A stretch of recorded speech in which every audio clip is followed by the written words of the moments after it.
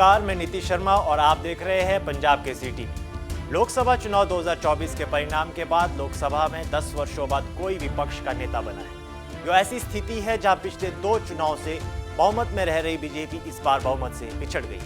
इस चुनाव के बाद माना जा रहा था कि कांग्रेस की देश में राजनीति में वापसी हो गई। कांग्रेस देश के मुद्दों को समझ गई है। इसके बाद देश के कई राज्यों में विधानसभा चुनाव हुए।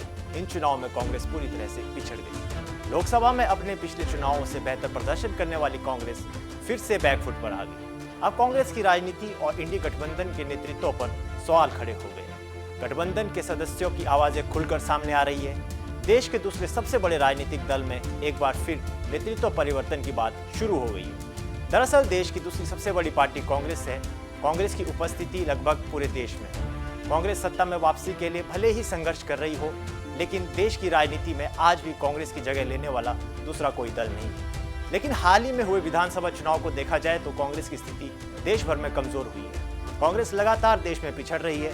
कांग्रेस के पिछड़ने पर अब उनके इंडी गठबंधन के सहयोगी ही आवाज उठाने लगे। इस कड़ी में सबसे पहले महाराष्ट्र में एनसीपी के मुखिया शरद पवार ने आवाज उठाई।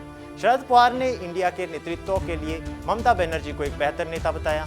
बंगाल कांग्रेस के अध्यक्ष शुभंकर सरकार ने कहा कि इंडी गठबंधन का नेतृत्व तृणमूल कांग्रेस सुप्रीमो ममता बनर्जी के संभालने पर राज्य इकाई को कोई समस्या नहीं है। इस मामले पर पिछले दिनों ममता बनर्जी ने कहा था कि मौजूदा लोग विपक्षी गठबंधन को ठीक तरीके से नहीं चला पा रहे। वो बंगाल में इंडी गठबंधन का नेतृत्व कर सकती है। वहीं राष्ट्रीय जनता दल अध्यक्ष लालू यादव ने भी कहा था कि इंडी गठबंधन में नेतृत्व की भूमिका के लिए ममता बनर्जी का समर्थन किया जा सकता है। दूसरी ओर टीएमसी सांसद कल्याण बनर्जी ने इस पर सुझाव दिया कि ममता बनर्जी के नेतृत्व में इंडी गठबंधन को फायदा होगा। बता दें कि इंडिया गठबंधन के एक अन्य सदस्य कांग्रेस के सहयोग से कश्मीर में सरकार चला रहे उमर अब्दुल्ला ने भी एक साक्षात्कार में कहा कि कांग्रेस को भारत ब्लॉक में अपनी नेतृत्वकारी भूमिका को उचित ठहराना होगा, न कि इसे हल्के में लेना होगा। अब्दुल्ला ने इंडिया ब्लॉक की लगातार भागीदारी में कमी पर बात कही और चेतावनी दी कि गठबंधन महज चुनाव के समय ही सुविधा बनकर रह गया है।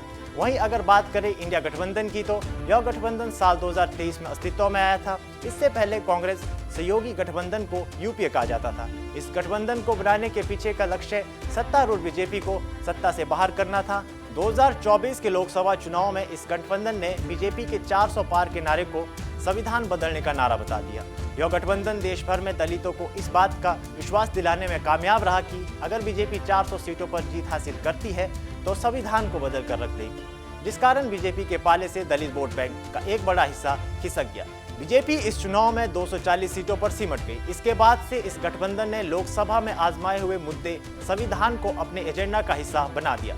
लेकिन लोकसभा के चुनाव के बाद कांग्रेस का यह मुद्दा भी नहीं चल सका, जिससे कांग्रेस बैकफुट पर आ गई। इसके बाद से कांग्रेस के इंडिया गठबंधन के सहयोगी क्षेत्रीय दलों को अपने राजनीतिक अस्तित्व पर खतरा दिख रहा है। यही वजह है कि कांग्रेस के खिलाफ उन्हीं के गठबंधन में आवाजें उठने लगी है। बहरहाल कांग्रेस देश में एक बड़ा राजनीतिक दल है। कांग्रेस और उसके सहयोगी दलों ने देश पर करीब 6 दशक तक अपनी हुकूमत चलाई है। लेकिन विपक्षी दलों में कांग्रेस के नेतृत्व पर सवाल उठाना दिखा रहा है कि इस गठबंधन के अंदर खाने सब कुछ ठीक नहीं चल रहा है। आने वाले दिनों में कांग्रेस की गठबंधन में स्थिति मजबूत होती है या अन्य दलों को नेतृत्व का अवसर मिलता है, इस पर सबकी नजर बनी रहेगी। देश और दुनिया की बड़ी खबरों के लिए देखते रहिए पंजाब केसरी टीवी। हमसे जुड़े रहने के लिए हमारे YouTube चैनल को सब्सक्राइब करें और नई वीडियो की नोटिफिकेशन के लिए बेल आइकॉन को दबाएं।